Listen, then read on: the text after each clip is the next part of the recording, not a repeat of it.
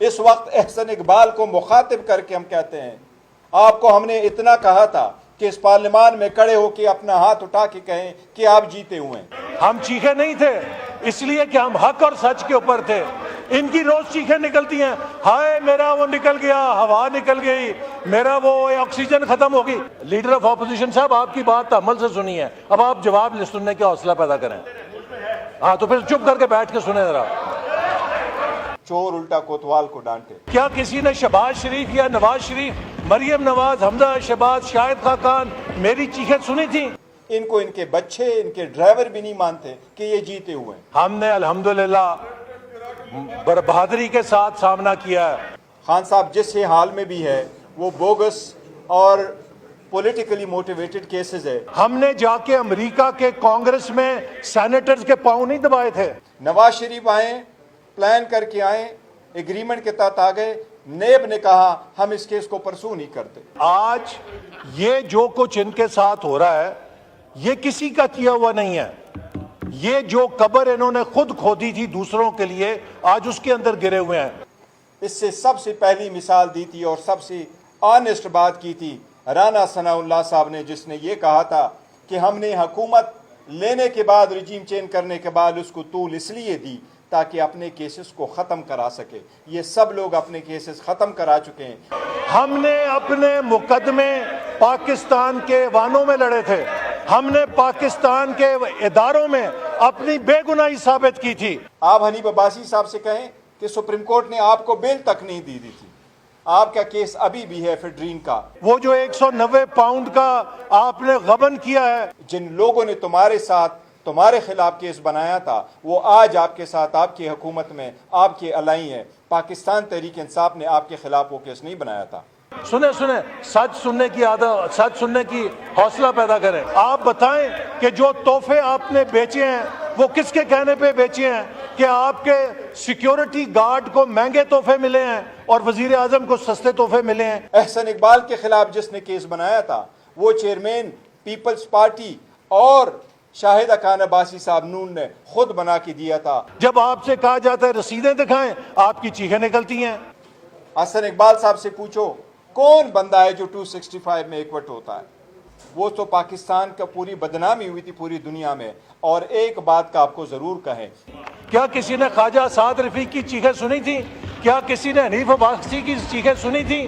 کیا کسی نے شہباز شریف یا نواز شریف، مریم نواز، حمزہ شہباز، شاہد خاقان میری چیخیں سنی تھی؟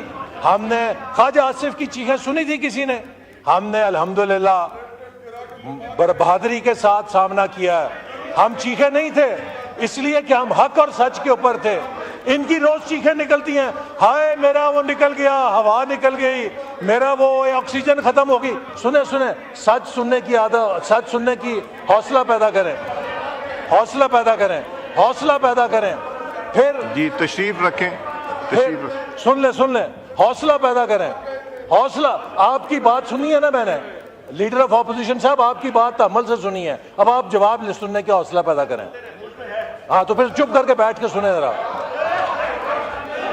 سو جناب اسپیکر، آج یہ جو کچھ ان کے ساتھ ہو رہا ہے یہ کسی کا کیا ہوا نہیں ہے۔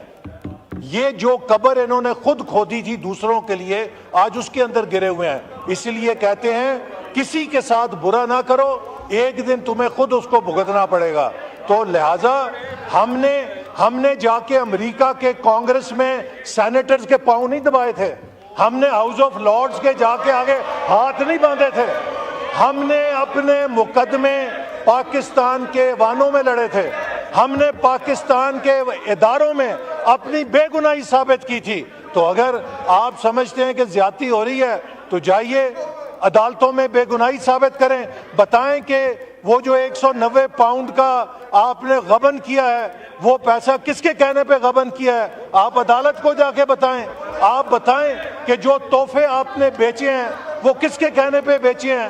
کہ آپ کے سیکیورٹی گارڈ کو مہنگے تحفے ملے ہیں اور وزیر اعظم کو سستے تحفے ملے ہیں۔ مجھے بتائیں دنیا کا کون سا ملک ہے کہ جو وزیر اعظم کے سٹاف کو مہنگے تحفے دے رہا ہے اور وزیر اعظم کو سستے تحفے دے رہا ہے؟ تو جو آپ نے ہیرے پھیریاں کی ہیں، آپ دوسروں سے رسیدیں مانگتے تھے، آپ سے تو یہ کہا جا رہا ہے کہ آپ بھی رسیدیں دکھا دیں. جب آپ سے کہا جاتا ہے رسیدیں دکھائیں، آپ کی چیخیں نکلتی ہیں. تو میرا کہنے کا مقصد ہے کہ جو آپ نے دوسروں کے لیے اصول لگائے تھے، جو دوسروں کے لیے ترازو لگائے تھے، ان کے اوپر خود بھی تلنے کے لیے تیار ہوں. اپنے لیے مانگتے ہیں وی آئی پی، اپنے لیے مانگتے ہیں این آر او. یہ جو باتیں کر رہے ہیں نا، اصل میں جناب اسپیکر یہ این آر او مانگ رہے ہیں کہ ان کے لیڈر کو این آر او دے کے جیل سے باہر نکال دیا جائے. میں واضح کرنا چاہتا ہوں کہ آپ کے لیڈر کو این آر او نہیں ملے گا، اس کو عدالت میں اپنی بے گناہی ثابت کرنی ہوگی. ہم نے ثابت کی تھی، ہم نے اپنے مقدمات میں خود کو بے گناہ ثابت کیا تھا. تو جائیے جا کے بے گناہی ثابت کریں، این آر او کی بھیک نہ مانگے، این آر او نہیں ملے گا.